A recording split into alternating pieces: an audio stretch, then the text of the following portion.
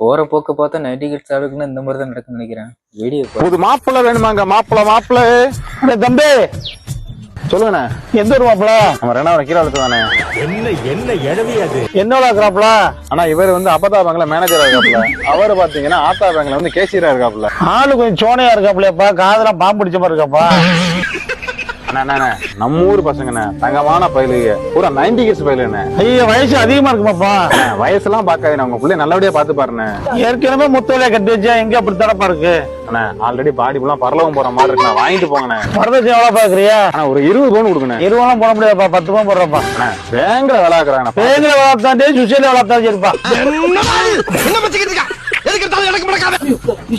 எதுக்கியா தங்கம், அவர் பெத்த தங்கத்தை அனுப்ப சொல்லி அது போதுமையா எனக்கு. சரி நான் கூட்டு போங்கண்ணே. எவ்வளவு போவோம் கம்ச காசு? ஒரு 2000 ரூபாண்ணே.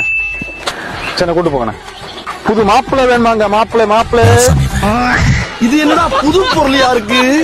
சந்திப்போம்.